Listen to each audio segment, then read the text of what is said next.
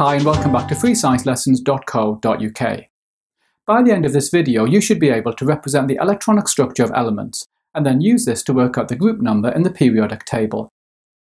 We've been looking at atomic structure, and I'm showing you the structure of the element helium here.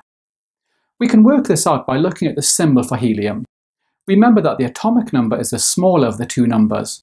The atomic number tells us the number of protons in the nucleus.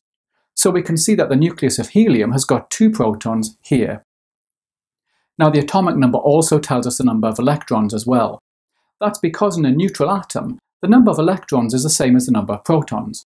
So that means that a helium atom has got 2 electrons, and we can see them here. So in this video, we're looking at how the electrons are arranged. Here's the first key fact. Electrons exist in energy levels. Now, these are sometimes called electron shells, and you can say that in the exam if you want. Each energy level can hold a maximum number of electrons, and you need to memorize this. The first energy level can hold a maximum of 2 electrons.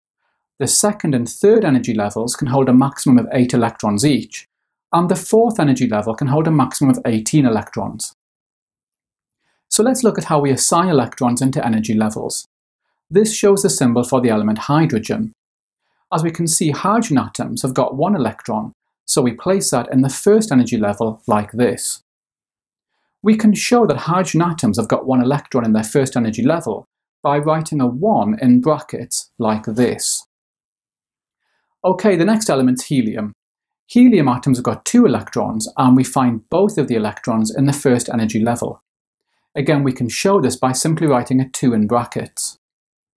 The next element is lithium, which has got 3 electrons. I'm showing the electrons in this diagram here. As you can see, lithium atoms have got 2 electrons in their first energy level, but that energy level is now full, so the third electron now goes into the second energy level. So we can show this by writing a 2 followed by a 1 in brackets. Now here's another key fact. The number of electrons in the outer energy level tells us the group number that we find that element in the periodic table. So in the case of lithium, this has got 1 electron in its outer energy level, and it's in group 1. Beryllium is the next element. It has 2 electrons in the first energy level and 2 in the second energy level, and it's in group 2.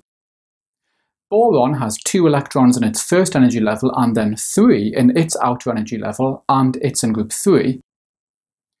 I'd like you to pause the video now and draw the electron energy levels for the element carbon. Carbon's got 6 electrons in total. Okay, carbon's got 2 electrons in the first energy level and then 4 in the second energy level, and it's in group 4. I'm continuing to show you the different elements here, and hopefully by now you're getting the idea that electron energy levels is a straightforward topic. Okay, this shows you element number 10, which is neon. Neon has 2 electrons in the first energy level and then 8 in the outer energy level. Now, one key fact that you need to understand is that elements with full outer energy levels are found in group 0 of the periodic table. So far, we've seen 2 elements with full outer energy levels, helium and neon, and here they both are. Both of these elements are in group 0, in other words, the noble gases. Okay, let's finish by looking at element number 11, which is sodium. Sodium has 11 electrons. So it has 2 electrons in the first energy level and then 8 in the second. However, the second energy level is now full. This means that sodium's got 1 electron in the third energy level, and sodium's in group 1.